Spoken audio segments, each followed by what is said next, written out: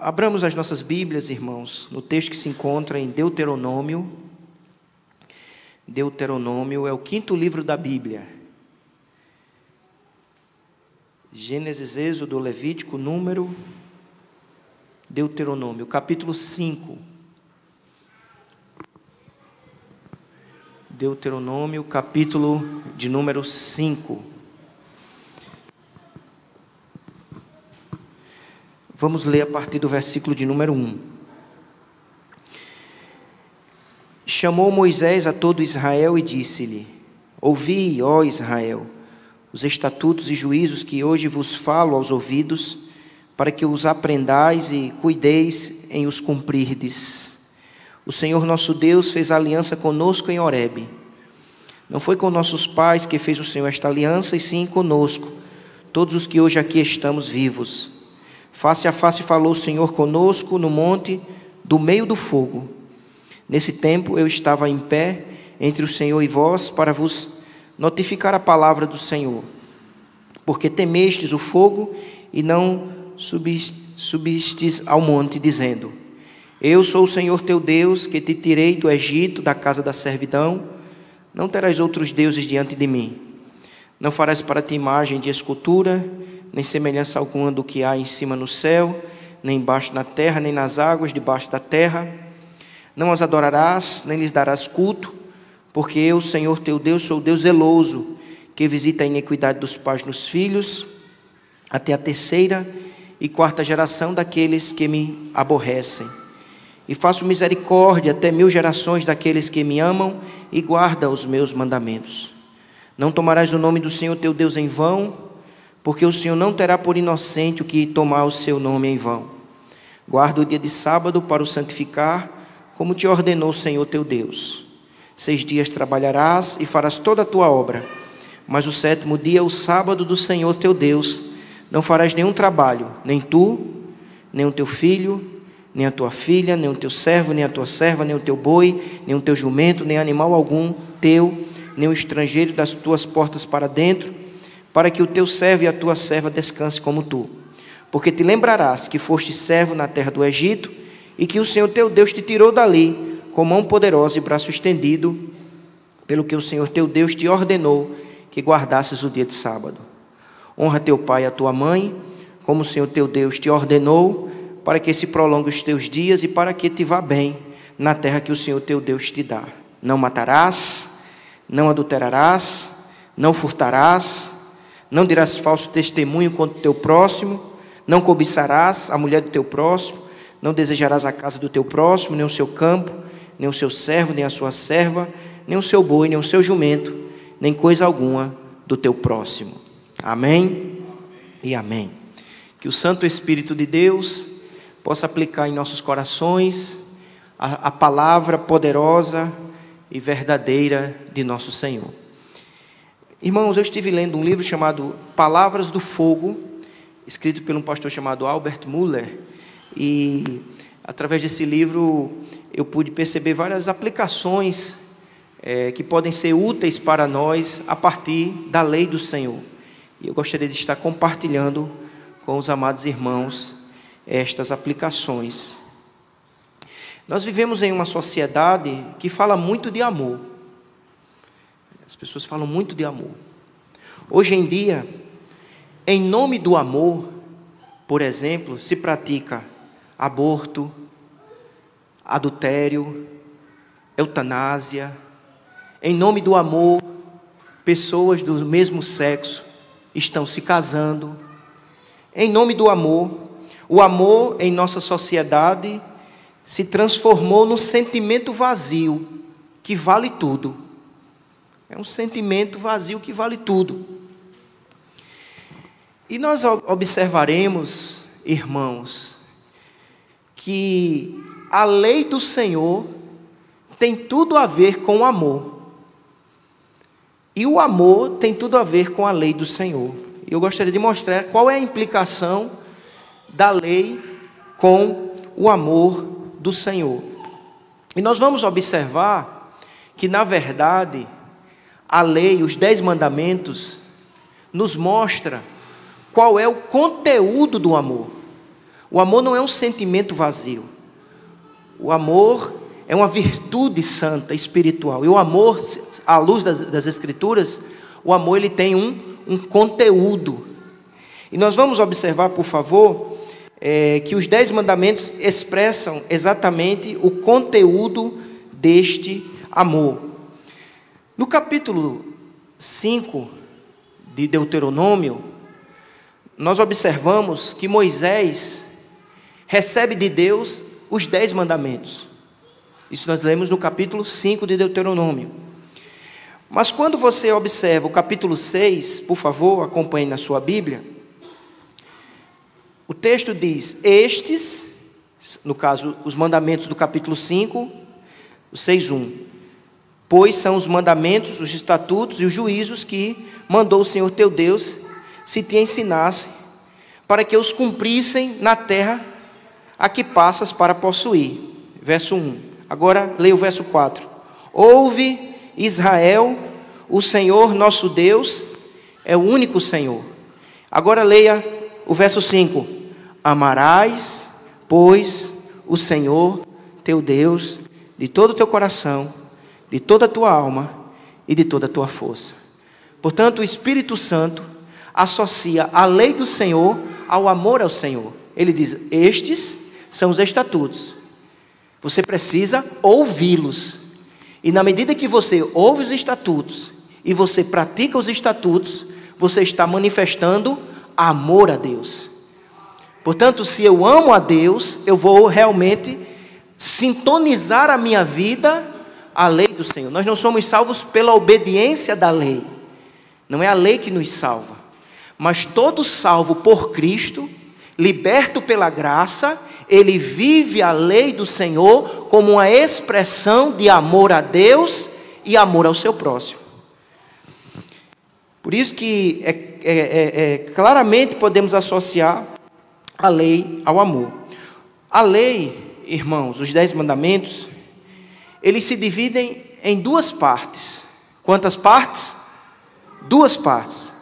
Nos primeiros 4 mandamentos, nós temos a expressão da lei no nosso amor a Deus. Então, os 4 primeiros mandamentos, eles são dirigidos diretamente a Deus. Por quê?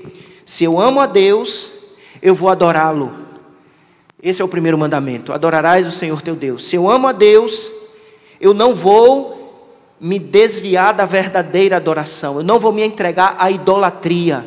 O segundo mandamento, ele combate a idolatria. Se eu amo a Deus, eu não vou me entregar à idolatria. Se eu amo a Deus, eu não usarei o seu nome em vão. E se eu amo a Deus, eu vou priorizar o culto.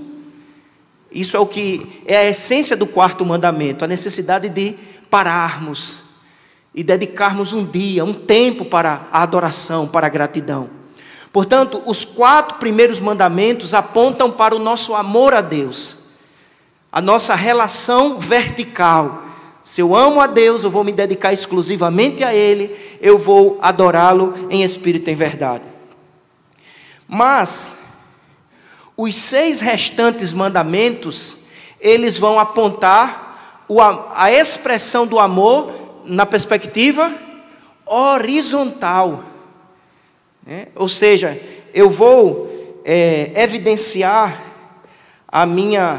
o meu amor ao próximo na medida que eu obedeço os 6 mandamentos. Amor tem tudo a ver com os mandamentos do Senhor. Amém, igreja? Portanto, a partir do 5º mandamento, começa essa relação de expressão de amor na perspectiva horizontal.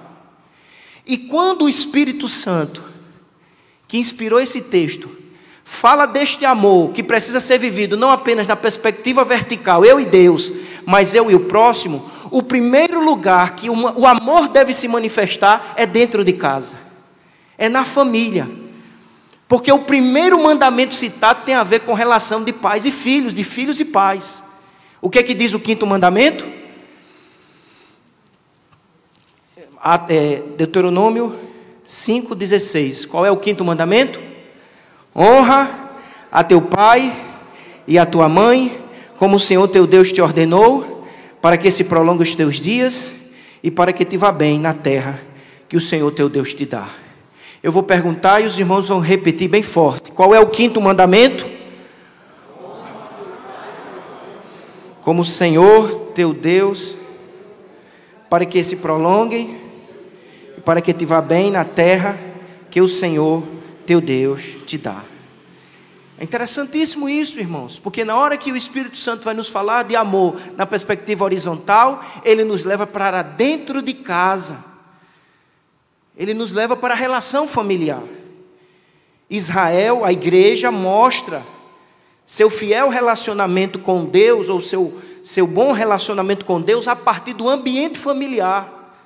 Ou seja, a evidência de que de fato estamos vivendo um nível de amor saudável não se revela apenas na dimensão vertical, mas na dimensão horizontal, e primordialmente no relacionamento familiar.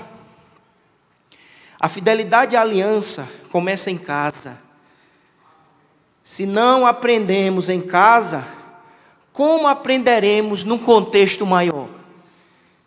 Essa é a lógica. Se não desenvolvemos os relacionamentos básicos de amor, de respeito em casa, como isso vai ser vivido em ambientes maiores? Porque os mandamentos seguintes vai falar desse ambiente maior. Mas esse ambiente maior só será vivido se os elementos estiverem sendo bem construídos no lar, na família. As famílias da igreja, da aliança, demonstram o próprio caráter de Deus. Porque, irmãos, o que é a lei? A lei é uma expressão do caráter de Deus. A lei é uma expressão do caráter de Deus. Deus é santo e Deus revela a sua santidade através dos mandamentos. Então, na medida que as famílias vivem nessa relação correta com Deus, à luz da palavra, e também dentro de casa, elas estão manifestando o caráter do próprio Deus. E estão não apenas manifestando o caráter de Deus dentro de casa, mas dando testemunho da presença do próprio Deus.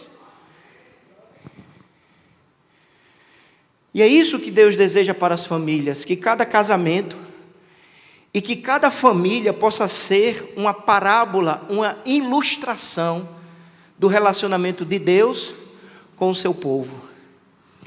É interessante que quando Paulo vai falar do casamento, ele diz às mulheres, Efésios capítulo 6, ele diz às mulheres, sejam submissas aos seus maridos. Vós maridos, amai vossas mulheres, como Cristo amou a igreja e a si mesmo se entregou. Aí no versículo 32 ele diz, grande é o mistério. Mas ele diz, eu não digo a respeito de vós, mas a respeito de Cristo e da igreja. Qual é o mistério? É porque na medida que o marido ama a mulher como Cristo amou, e a mulher se dispõe a viver nesse relacionamento de submissão, eles estão ilustrando o que Cristo e como Cristo relaciona-se com a igreja, a sua noiva. A igreja é como a noiva de Cristo, né? E ela se submete a Cristo, mas Cristo se dispõe a amá-la, sustentá-la, cuidar. Então todo casamento é uma expressão, né? Todo casamento saudável é uma expressão desse relacionamento espiritual entre Cristo e a sua igreja. E todo o relacionamento, não só conjugal, mas da família, ilustra, portanto, o casamento de Deus como Pai, no cuidado do seu povo. Então, meus amados, eu gostaria de, com a graça de Deus, enfatizar nesta noite esse mandamento primeiro, no caso, nessa relação horizontal, que é o quinto mandamento. Eu queria que nós meditássemos e percebêssemos a importância desse mandamento para a edificação e para a saúde da família. Para a gente entender esse quinto mandamento, é preciso observarmos 3 verdades bíblicas, 3 ensinos bíblicos, para a gente entender o quinto mandamento. O primeiro ensino é qual é a função dos pais. qual a função dos pais? O segundo ensino que a gente precisa entender é qual deve ser a atitude dos filhos. E em terceiro lugar, toda a palavra aponta também para a realidade da igreja. Então o quinto mandamento, ele nos ajuda a compreender essas três verdades. Primeiro, qual é a função dos pais. Segundo, qual deve ser a atitude dos filhos. E qual deve ser também a realidade da igreja. Vamos então observar essa primeira verdade. O que a Bíblia nos ensina sobre a função dos pais? O que a Bíblia nos ensina sobre a função dos pais? Os pais, irmãos, à luz da Bíblia, os pais são cuidadores. Os pais, eles cuidam do lar, eles cuidam dos filhos. O pai, ele exerce a paternidade na medida que ele se dispõe a cuidar. Então, se é pai, ele cuida. Segundo, o pai, ele protege. O pai executa a função de proteger a esposa, proteger os filhos. O pai, ele é um cuidador.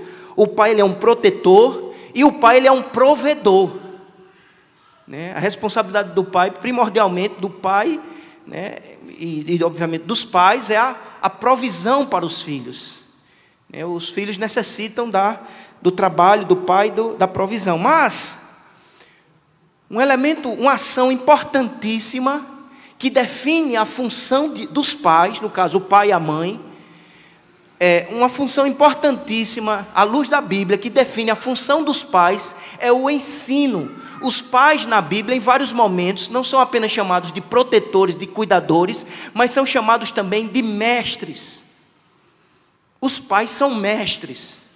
Então esse é um elemento importantíssimo que nós precisamos resgatar no ofício de pais. Ou seja, eu sou um cuidador, eu sou um protetor, eu sou um provedor, mas eu também sou um mestre.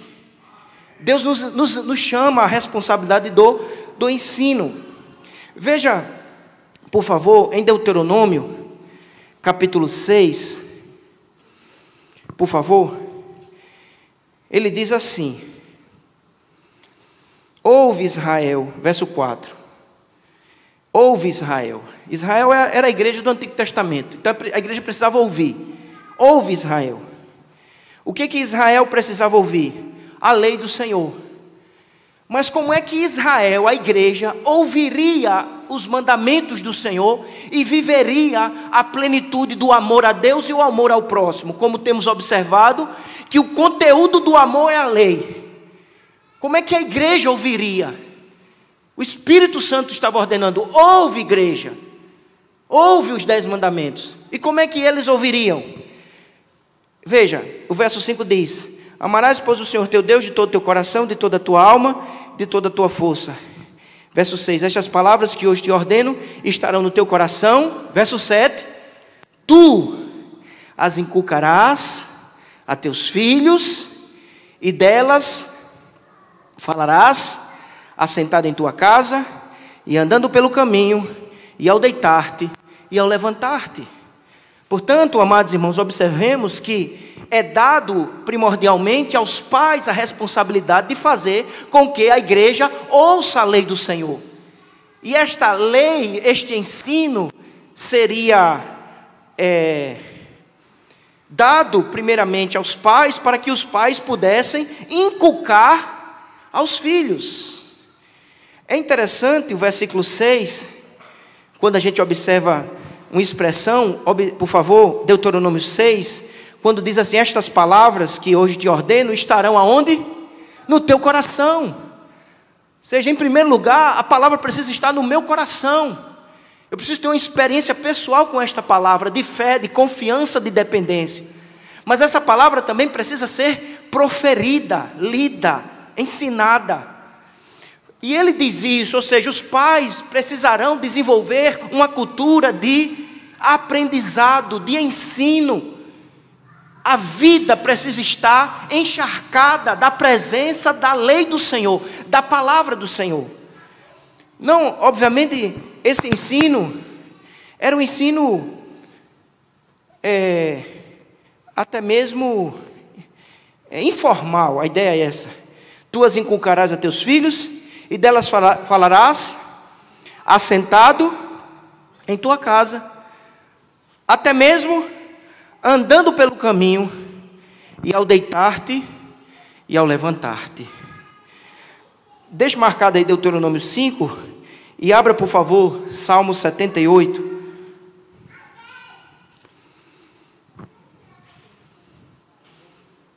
Salmo 78, versículo 3.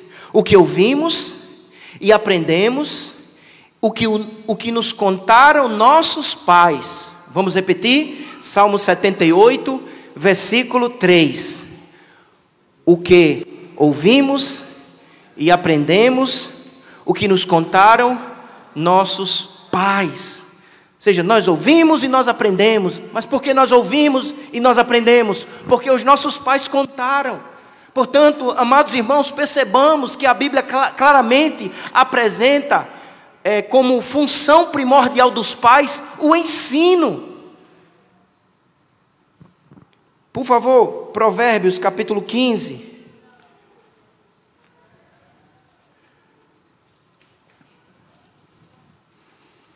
Provérbios 15, versículo 5. O insensato despreza a instrução de seu pai. Mas o que é que o pai está fazendo? O pai está instruindo. Claro que ele pode até desprezar, né? Nós não vamos entrar agora nesse mérito da reação do filho. Mas o que eu gostaria de, em primeiro lugar, destacar é o papel dos pais, como instrutores, como ensinadores, como alguém que se dispõe a, conforme diz o texto de Deuteronômio, inculcar, né? Colocar na cuca, na cabeça. Claro que, sim. Leia, irmã, pode falar, leia, que eu... Isso. Amém. Olha aí, não encobriremos. A irmã Sônia está lembrando do versículo 4 do 78. Palavra tão preciosa, né? Ele diz: a gente não pode encobrir. Portanto, amados irmãos, a função primordial dos pais é o ensino. E o ensinar a palavra do Senhor. Veja, irmãos, que quando o Espírito Santo chama os pais, diz: tu as inculcarás, tu falarás no caminho, até quando ele for deitar. Falar o quê? Qual é o conteúdo da fala, do ensino? Já está determinado. No Deuteronômio era a lei do Senhor. Eles precisavam aprender. Chame um dos meninos aqui da igreja e pergunte: cite os 10 mandamentos. Comece.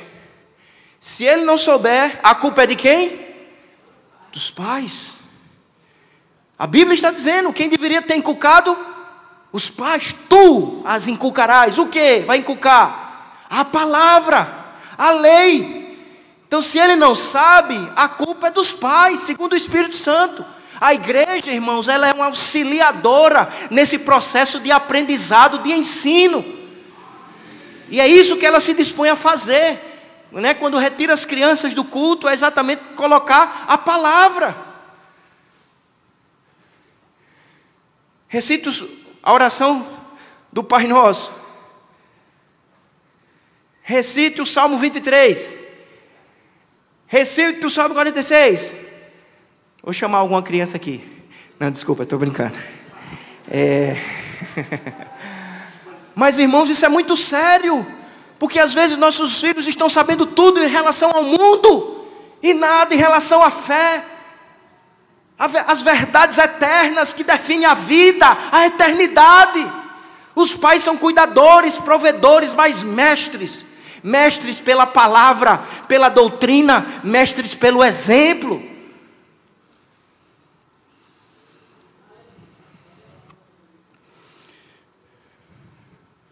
Ah, pastor, mas eu não sei nem ler. A esposa sabe. Ah, a gente não sabe ler. Manda o menino ler. Tu as inculcarás. A responsabilidade de ensinar, ela precisa ser, irmãos, intencional, didática, constante, consistente e repetida. Repetida. Olha um exemplo, por favor. Josué,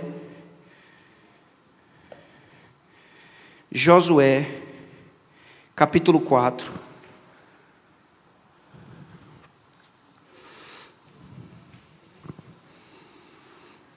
Josué, capítulo 4, versículo 21. E disse aos filhos de Israel: quando no futuro vossos filhos perguntarem a seus pais, dizendo: que significa estas pedras? Aqui a história é que Israel passou pelo Jordão, e Josué mandou que tirasse 12 pedras do Jordão e colocassem como um memorial, um montão de pedras. Aí o menino ia passar e dizer: papai, o que são essas pedras? Veja que a ideia era estabelecer um ensino intencional, didático, constante e repetitivo. De repente ele esqueceu. Me lembre agora, papai, o que significa estas pedras? Veja, ele pressupõe que o filho vai perguntar. Os meninos são curiosos, querem saber. Verso 21, agora lê o 22.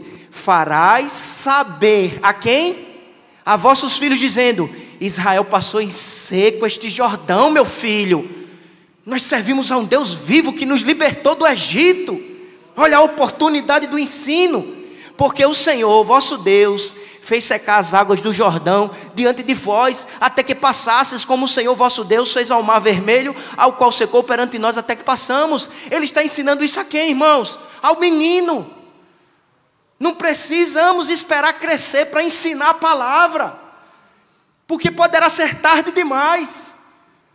Ensine ao filho. A palavra filho aqui é menino, é criança. Doutrina.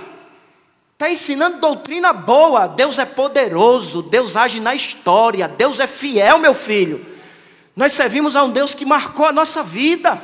Intencional, constante, repetitivo. Veja, ele diz mais, verso 24. Para que todos os povos da terra conheçam a mão do Senhor. Ou melhor, conheçam que a mão do Senhor é forte, a fim de que temais ao Senhor vosso Deus todos os dias. Onde é que ele estaria dizendo todas essas palavras? No púlpito? Não, ao lado da criança. Meu filho, nós servimos a um Deus que manda no mundo, e Ele está agindo assim para que todas as nações saibam que há um Deus que intervém, há um Deus vivo que age. Irmãos, não apenas no Antigo Testamento, mas abra sua Bíblia, por favor, em outro exemplo de ensino intencional, didático, constante. 2 Timóteo, capítulo 1, versículo 5. 2 Timóteo, capítulo 1, versículo 5. Pela recordação que guardo de tua fé sem fingimento. Ele está falando isso de Timóteo. A mesma que primeiramente habitou em quem? Em tua avó Lóide e em tua mãe Eunice. Estou certo de que também habita em ti. Ou seja, ele foi ensinado pela avó, por sua mãe. Talvez o pai era grego, não sabemos se ele era crente. O fato é que a avó e a mãe assumem esse compromisso como pais de instruir. Olha o 3,15 do mesmo livro, 2 Timóteo 3,15. E que desde a infância sabes as sagradas letras. Vamos repetir essa parte? E que desde a infância sabes as sagradas letras que podem tornar-te sábio para a salvação pela fé em Cristo Jesus. Desde quando ele sabe? Desde a infância. Por que subestimamos a capacidade dos nossos filhos de aprender? Eles são como esponjas, estão captando tudo. E têm aprendido nas escolas seculares. E exigimos deles que aprendam sobre português, matemática, história, química, física. E achamos que o ensino bíblico pode ser adiado, ou é enfadonho, ou é desnecessário. Os pais, portanto, meus amados irmãos, são chamados a essa responsabilidade. Você é um provedor, você é um protetor, você é um cuidador, mas não nos esqueçamos como pais que somos também mestres. E nós temos um conteúdo a ensinar, e o conteúdo são as sagradas letras. A palavra de Gênesis a Apocalipse, ela precisa ser lida, meditada. E claro que precisamos orar, porque só o Espírito Santo é capaz de aplicar a palavra no coração dos nossos filhos e promover conversão, novo nascimento. Mas nós não podemos desprezar a nossa responsabilidade, porque Deus é soberano, diga amém? Mas eu e você somos também responsáveis. Um lar cristão, o pastor Albert Muller diz assim: um lar cristão deve ser a primeira escola, a primeira igreja e o primeiro governo. O pai e a mãe devem ser mestres no lar.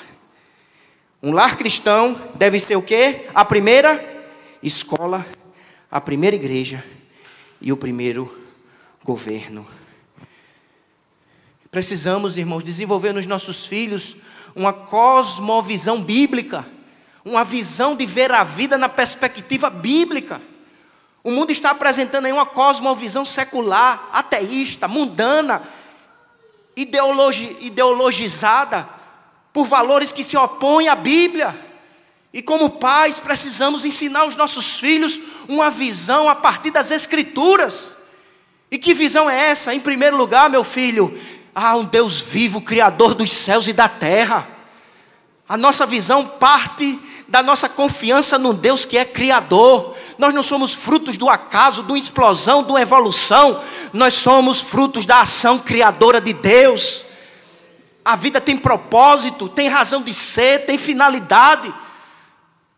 Porque nós não estamos sendo controlados pelo horóscopo, pelo acaso, não. Há um Deus Criador. E Ele nos criou a sua imagem e a sua semelhança, meu filho. Isso é uma cosmovisão bíblica. Nós somos seres humanos. Nós não somos animais evoluídos. Nós somos seres humanos criados à imagem e semelhança de Deus. Somos criados para o louvor da glória do Senhor, meu filho. Mas infelizmente nós caímos, nós pecamos. A nossa natureza é inclinada para o mal. Isso é cosmovisão bíblica. Deus, Criador. O homem, criado à imagem de Deus. Por isso que ao vermos uma pessoa mais simples, mais pobre, na pior situação, precisamos olhá-la como alguém que foi criada por Deus, à imagem e semelhança de Deus. Mas infelizmente o homem pecou. Mas meu filho, Deus amou o mundo de tal maneira que deu seu Filho unigênito, para que todo aquele que nele crê não pereça. Nós estávamos caídos, nós estávamos mortos, nós estávamos em depravação, mas Deus nos amou tanto, que enviou libertação, redenção, a esperança para nós, meu filho, a esperança para a tua alma. Você precisa ter uma resposta. Você precisa entender que é também um pecador e que precisa ter um encontro com Cristo e se arrepender de seus pecados e crer em Jesus como seu Senhor e Salvador. E saiba de uma coisa, meu filho, esse Jesus que nos liberta hoje, Ele um dia voltará em glória. A nossa esperança não está na política, no dinheiro, na educação, nos homens. A nossa esperança está no Senhor, que um dia voltará em glória e enxugará de nossos olhos todas as lágrimas, meu filho. E aí sim haverá um novo céu, uma nova terra. Aí não haverá mais corrupção, doenças, morte, perversidade. Os pais são mestres. Mas em segundo lugar, irmãos, a Bíblia fala que os pais também são juízes. Juiz, pastor? É. Por isso que é dada a responsabilidade do pai de disciplinar. Quando é dada a responsabilidade ao pai, a disciplina, está chamando o pai não só de um mestre, mas também de um juiz. Os mais velhos sabem que o diga o pastor André, que domingo citou a famosa frase da sua mãe: quem prova do meu feijão, ou melhor, quem come do meu feijão, prova do meu cinturão. Citação do reverendo. Todos nós sabíamos que o pai é mestre que ensina, mas Ele também é um juiz que corrige. Nós estamos perdendo a dimensão da formação dos filhos, irmãos. A formação do filho, a disciplina, ela tem um âmbito formativo e corretivo. O que é a disciplina formativa? É quando o pai está ensinando, lendo a Bíblia, apresentando a cosmovisão bíblica, orando por ele, dando exemplo, um bom testemunho. Ele está disciplinando o filho, mas no sentido formativo. Mas a disciplina também tem um aspecto corretivo. Às vezes o pai precisa repreender. E às vezes precisa até castigar. Eu sei que isso aqui não é politicamente correto. O problema da sociedade hoje, irmãos, é que a gente acha que somos mais sábios do que o Espírito Santo. O Espírito Santo diz, corrija. A gente diz, não, isso foi do passado. E olha a sociedade como está. Filhos rebeldes, que envergonham os pais. Pais que já não têm mais controle dentro do lar, com criancinhas pequenas. É preciso disciplina formativa, ensino, oração e exemplo, mas é preciso também disciplina corretiva, porque os pais são mestres, mas também são juízes. Claro que isso tem que ser feito em amor, com sabedoria e equilíbrio, mas não pode ser deixado de fazer, porque está escrito na palavra. Diga amém. Vamos ler para não ficar só nas minhas palavras, por favor. Provérbios 13, 24. Provérbios 13, 24. O que retém a vara, aborrece a seu filho. Mas o que o ama, cedo o disciplina. Ou seja, o uso da vara é uma expressão de amor. Não é uma expressão de opressão, de falta de amor. Segundo as Escrituras. E nós afirmamos constantemente que a Bíblia é a palavra de Deus e nós cremos. Mas muitas vezes, irmãos, negamos na vida familiar, e um dos aspectos é esse. Veja, por favor, o 22, Provérbios 22, versículo 15. Provérbios 22, 15. A estutice está ligada ao coração da criança. Mas veja que coisa séria está sendo dita aqui. A estutice está ligada ao coração da criança. Esse bebezinho, essa coisinha fofa. Porque, irmãos, nós somos marcados pelo pecado desde o nascimento. Então é isso que ele está dizendo, a estutícia. Mas a vara da disciplina a afastará dela. A vara da disciplina, ou seja, a necessidade da disciplina corretiva, a disciplina formativa, a disciplina corretiva. É Provérbios 23, 13. Não retires da criança a disciplina, pois se a fustigares com a vara, não morrerá. Tu a fustigarás com a vara e livrarás a sua alma do inferno. Ou seja, o uso da disciplina corretiva como um elemento usado por Deus para livrar o filho do inferno. Não, pastor, isso é obsoleto. Não, há novas teorias da psicologia e da didática. E isso está nos levando ao quê, irmãos? Olha a sociedade que estamos construindo, a geração que estamos criando. Porque queremos ser mais sábios que o Espírito Santo, que nos ensina a disciplina formativa, com ensino, com exemplo, com oração, mas também a disciplina corretiva, com repreensão. E também com a palmada, o cinturão.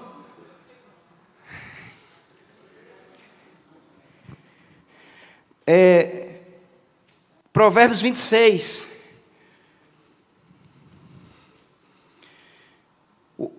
Provérbios 26. O açoite é para o cavalo, o freio para o jumento, e a vara para as costas dos insensatos. 3. 26, 3. Agora, olha como a Bíblia é sábia. Provérbios 19, 18. Agora, Provérbios 19, 18. Castiga teu filho enquanto há esperança, mas não te acedas a ponto de matá-lo.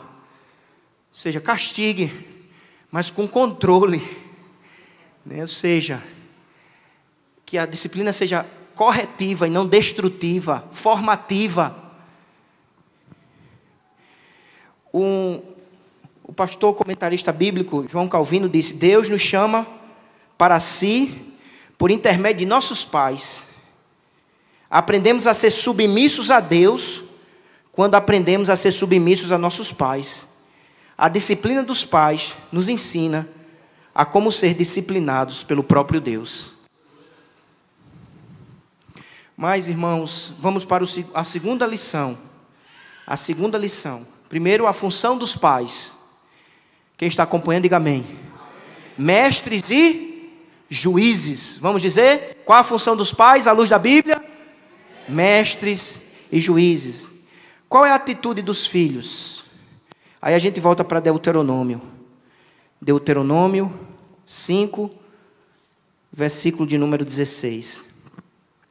Honra teu pai e tua mãe, como o Senhor teu Deus te ordenou, para que se prolongue os teus dias e para que te vá bem na terra que o Senhor teu Deus te dá. A ideia, irmãos, é que Deus estabelece a honra à autoridade. Obviamente não é só aos pais. Ele está estabelecendo o princípio de honrar a autoridade. E esse princípio começa a ser vivenciado pela criança no primeiro ambiente que ela está inserida, que é a família. Porque se ela não aprende a honrar pai e mãe, as primeiras autoridades, ela não vai honrar nenhuma outra autoridade. Por que tantos professores, policiais, pastores estão sendo muitas vezes desrespeitados, desonrados? Porque isso começa dentro de casa, já não respeitam pai e mãe, vão respeitar outras autoridades.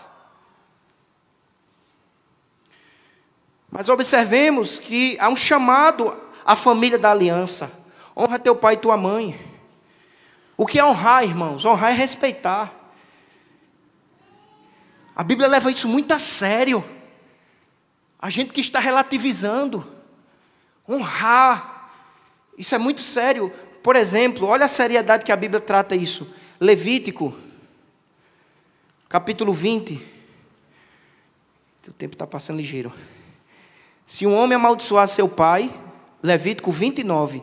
Se um homem amaldiçoar seu pai ou a sua mãe, será o quê? Morto. Amaldiçoar seu pai ou sua mãe, o seu sangue cairá sobre ele. Olha como Deus leva a sério. Ou seja, a importância da honra, do respeito, do reverenciar.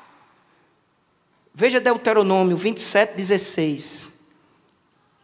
Deuteronômio 27, versículo de número 16. Maldito aquele que desprezar seu pai ou a sua mãe.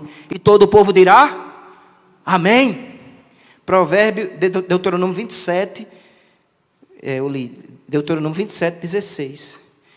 Provérbios 20, 20. A quem amaldiçoar seu pai ou a sua mãe, apagar-se-lhe-á a lâmpada nas mais densas trevas. O que a gente percebe ao ler esses versículos? Como o Espírito Santo leva a sério o quinto mandamento, a necessidade do respeito. Agostinho disse: se uma pessoa não é capaz de honrar seus pais, existe alguém a quem ela irá respeitar?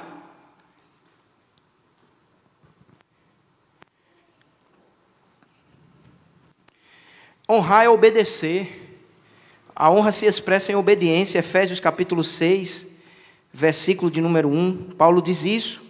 Ele associa honrar a obedecer. Filhos, obedecer a vossos pais no Senhor, pois isso é justo. Verso 2, honra teu pai e tua mãe. O que é honrar? Honrar é respeitar. O que é honrar? É obedecer.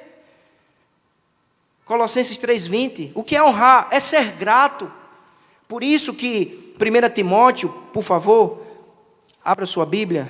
1 Timóteo capítulo 5, versículo de número 4, diz assim. 1 Timóteo 5, 4. Mas se alguma viúva tem filhos ou netos, que estes aprendam primeiro a exercer piedade para com a própria casa e a recompensar seus progenitores. O que é honrar? É expressar gratidão. O próprio Jesus ensinou isso quando um grupo de religiosos disseram que não podiam ajudar os pais porque tinham separado uma oferta, o corban. Eles, ao fazer isso, vocês estão quebrando a lei do Senhor. O quinto mandamento: honra teu pai e tua mãe. O que é honrar?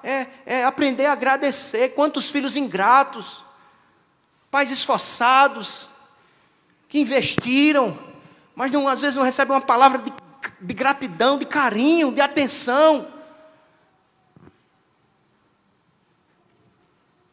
Na França, irmãos, em 2004, uma onda de calor matou 15 mil idosos.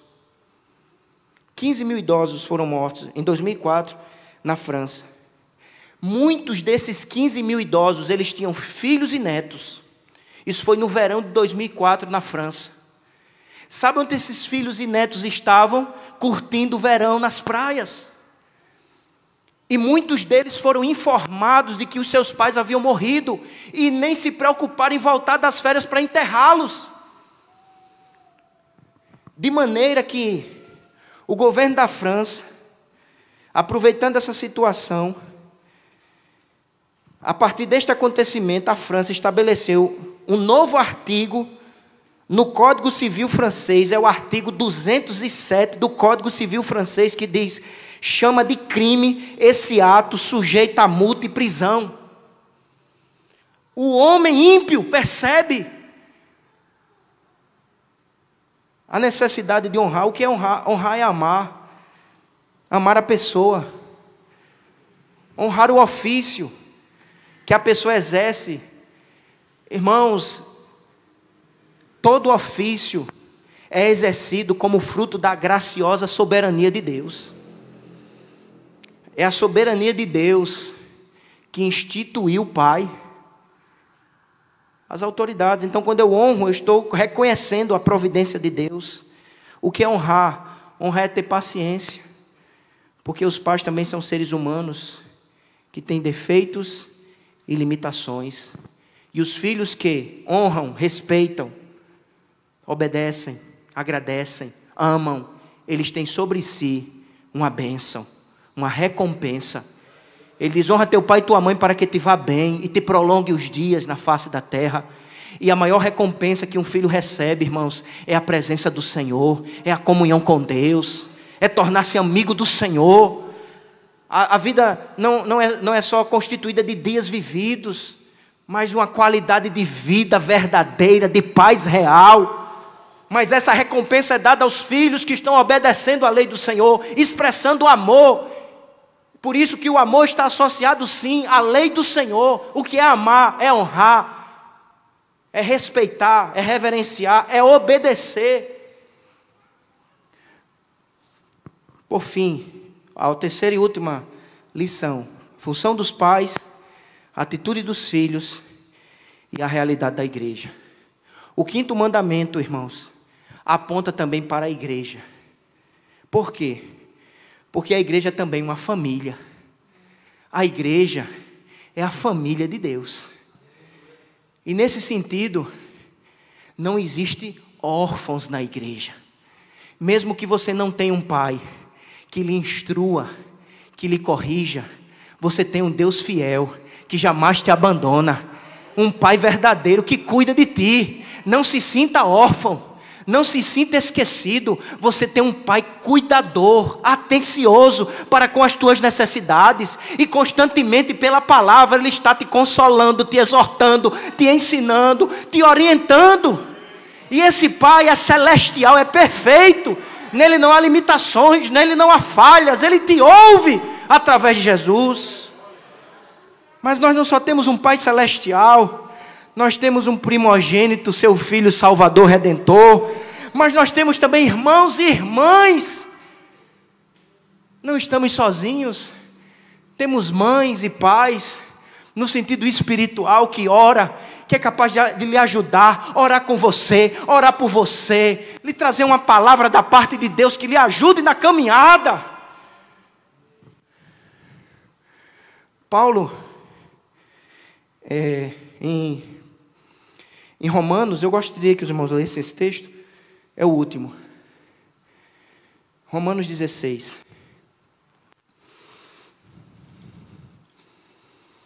Eu acho muito bonito esse versículo. Romanos 16, versículo 13.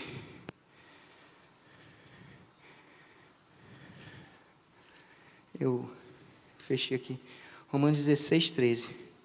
Olha o que diz: saudai Rufo eleito no Senhor, igualmente a sua mãe, que também tem sido mãe para mim. Olha que coisa linda acontece na igreja. É a mãe de Rufo, mas tem sido mãe para mim. É minha mãe também, é a minha mãe de oração, aquela que está apoiando. Ou seja, na igreja a gente também encontra mães que se dispõem a orar por você, lhe ajudar. Portanto, amados irmãos, a Bíblia aponta para a igreja que ampara, que busca ajudar os idosos, os pais, honrá-los, irmãos e irmãs. Que Deus nos ajude a praticar este amor que se expressa tanto no vertical como também na horizontal. E o primeiro ambiente é o lar, na relação do marido com a esposa, dos pais com os filhos, para a glória de Deus. Amém e amém. Vamos orar. Senhor,